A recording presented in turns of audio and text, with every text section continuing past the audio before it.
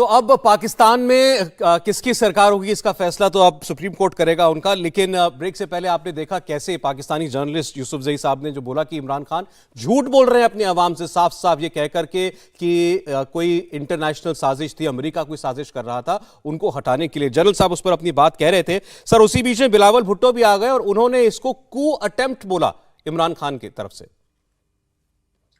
सौरभ, इसको चाहे कू अटेम्प्ट बोलिए या अथॉरिटेटिव रूल बोलिए, जो भी है गलत है, क्योंकि मैं इसको प्रूफ कर रहा हूं।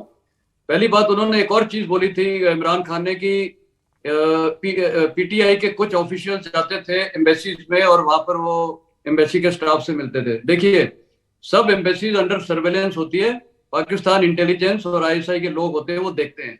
और अगर ऐसा हो रहा होता और वहां पर उनको कैश दिया जाता तो उसका प्रॉपर सबूत होता और वो तब ही एक्सपोज हो जाते और आज की तारीख में इमरान खान की विजय हो रही होती कि हाँ भाई उन्होंने एक्सपोज किया।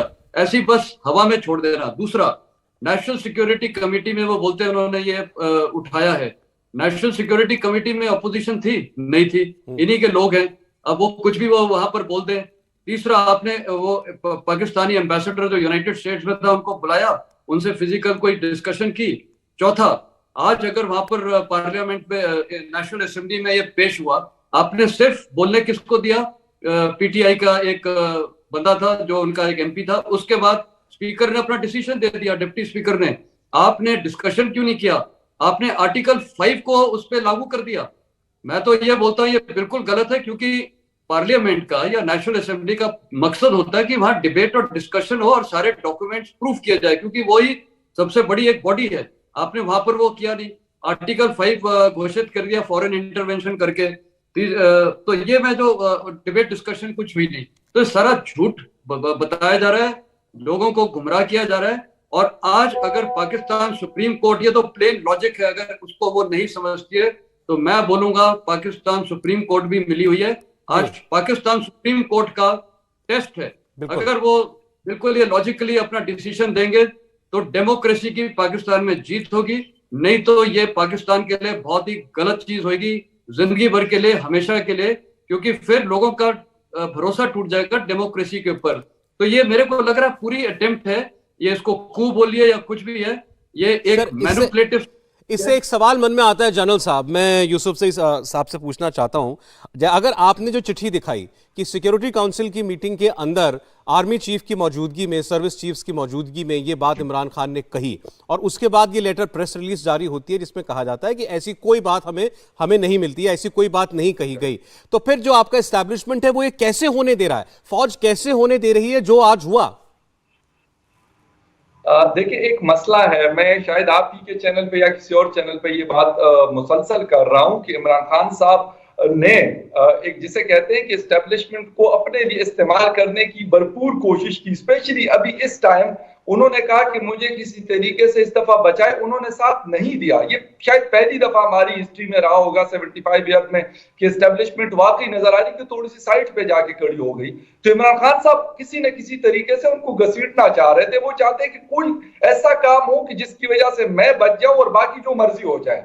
बाकी कॉन्स्टिट्यूशन को अगर मतलब मैं तोड़ता हूं कोई प्रॉब्लम नहीं है, या कोई और मसला होता है तो इसका कोई मसला नहीं है। ये असल इशू है। वो इसलिए भी एस्टेब्लिशमेंट साइड पे रह रही क्योंकि इमरान खान साहब उनको जबरदस्ती इस दफा घसीट रहे हैं। पहले वो खुद आया करते थे, इस दफा इमरान खान साहब उनको घसीटने की कोशिश करते हैं और वो पीछे भागने की कोशिश कर रहे हैं। ये असल मुद्दा और ये असल इशू है। नहीं, चले मैं आपकी बात मान लेता हूं यूसुफजई साहब, लेकिन सवाल ये है, अभी थोड़ी देर पहले जिस प्रोग्राम में लाइव इमरान खान ये कह रहे थे कि सिक्योरिटी काउंसिल ने मोहर लगाई इस बात पर कि हां साजिश हुई मेरे खिलाफ अमेरिका से, तो अब तो कम से कम आके कहना चाहिए ना जनरल जो डीजी आईएसपीआर है कि नहीं ऐसा नहीं हुआ था, हमने ऐसी कोई बात नहीं मानी। देखिए मेरी बात सुने, उन्होंने सिक्योरिटी इदारों ने बाकायदा उसके अंदर लिखा हुआ कि ऐसी कोई बात नहीं है। वो प्रेस रिलीज कोई ऐसी तो नहीं थी कि मतलब अगर लेट सपोज मैं और आप या फिर जनरल साहब हम किसी जगह पे बैठे हुए हैं और ऑफिशियल कोई हमारी मीटिंग है, उसके जो मिनट्स होंगे या उसकी प्रेस रिलीज होगी तो सारी हम तीनों के मतलब उससे होगी, पता होगी हम लोगों को। ऐसा थोड़ी हो सकता है कि मीटिंग हमारी हुई हो लेकिन प्रेस रिलीज कोई जाके XYZ उसको जारी कर दे, ये तो नहीं हो सकता। ये सारी चीजें हुई हैं, लेकिन मैंने आपको बताया उन्होंने क्लियर कट कहा हुआ कि ऐसी कोई चीज हमें नजर नहीं आई कि अमेरिका से कोई साजिश हुई है, यहाँ से चले, कोई नहीं, उन्होंने मैं आपसे opposition समझना के ये लोगों चाह को रहा हूं पैसा कि दिया है, आपको ऐसी आपको कोई चीज अपने नजर नहीं। एक्सपीरियंस में क्या ये लगता है कि अब शायद आर्मी या फौज या एस्टैब्लिशमेंट जो भी कह लीजिए वो स्टेप इन करेगी इस सिचुएशन में? देखिए, इस वक्त अगर हम देख ले तो हमारा Pakistan unfortunately without A head of the state चल रहा है। इस वक्त कोई नहीं, कॉन्स्टिट्यूशनली तो इमरान खान प्राइम मिनिस्टर नहीं है।